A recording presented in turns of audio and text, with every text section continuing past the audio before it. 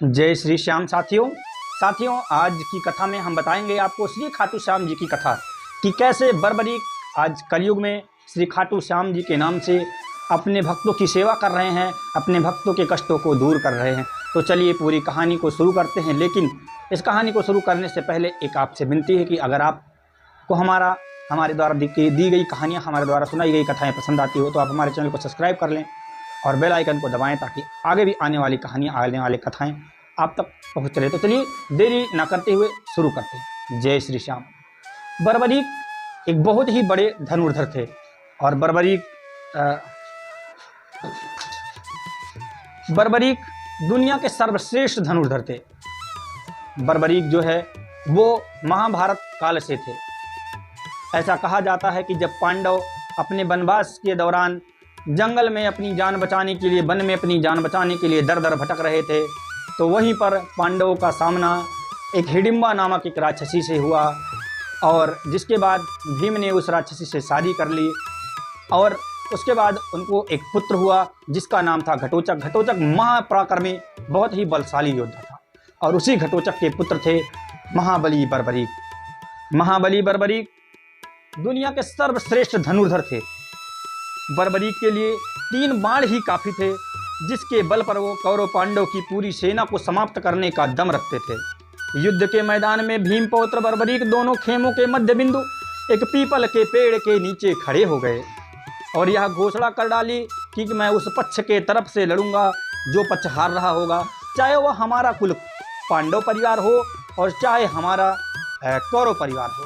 जो भी हारेगा मैं उस पक्ष की तरफ से खड़ा मिलूंगा, मैं उस पक्ष की तरफ से लड़ाई लड़ूंगा।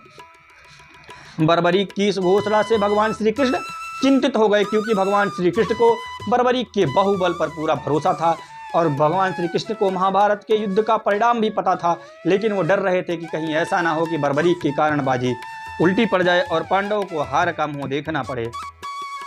भीम के पौत्र बर्बरीक के समक्ष जब अर्जुन तथा भगवान श्री कृष्ण उनकी वीरता का चमत्कार देखने के लिए उपस्थित हुए, तब बर्बरीक ने अपनी वीरता का एक छोटा सा नमूना मात्र ही दिखाया और भगवान कृष्ण चौंक गए।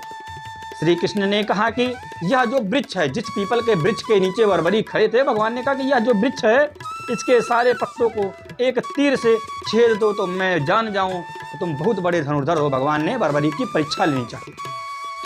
बर्बरीक ने आज्ञा लेकर तीर को वृक्ष की ओर छोड़ दिया। जब तीर एक एक करके सारे पत्तों को छेदता जा रहा था, उसी दौरान एक पत्ता टूटकर नीचे जा गिरा। भगवान श्री कृष्ण ने यह पत्ते पर यह सोचकर पैर रखकर उसे छिपा लिया कि यह छेद होने से बच जाएगा। लेकिन सभी पत्तों को छेदता हुआ वह तीर श्री कृष्ण भगवान के पैरों के पास आकर रुक गया और तब बर्बरीक ने कहा कि प्रभु, आपके पैर के नीचे एक पत्ता दबा है, कृपया पैर हटा लीजिए क्योंकि मैंने तीर को तो सिर्फ पत्तों को छेदने की आज्ञा दी है, मैंने आपके पैर को छेदने की आज्ञा नहीं दी है। प्रभु, आप अपना पैर उस पत्ते के ऊपर से हटा लीजिए। इसके इस चमत्कार को देखकर भगवान श्री कृष्ण चिंतित हो उठे और भगवान श्री कृष्ण यह बात जानते थे कि बर्बरीक प्रतिज्ञाबद्ध हारने वाले का साथ ही देगा।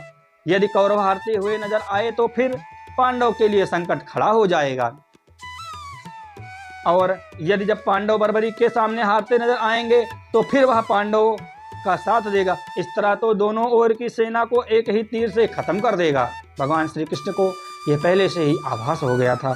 तब भगवान श्री कृष्ण ब्राह्मण का भेष बनाकर सुबह बर्बरीक के शिविर के द्वार पर पहुंच गए और दान मांगने लगे। बर्बरीक ने कहा कि मांगो ब्राह्मण, आपको क्या चाहिए? ब्राह्मण रूपी भगवान श्री कृष्ण ने कहा कि तुम दे ना सकोगे वत्स, मैं ऐसा वरदान मांगूंगा कि तुम दे नहीं पाओगे। लेकिन बर्बरीक कृष्ण के जाल में फंस गए और श्री कृष्ण ने उनसे उनके शीश का दान मांग लिया। बर्बरीक द्वारा अपने पितामह पांडव की विजय हेतु स्वेच्छा के साथ शीश दान कर दिया गया। बर्बरीक के इस बलिदान को देखकर भगवान श्री कृष्ण ने बर्बरीक को कलयुग में स्वयं के नाम से पूजित होने का वर दे दिया।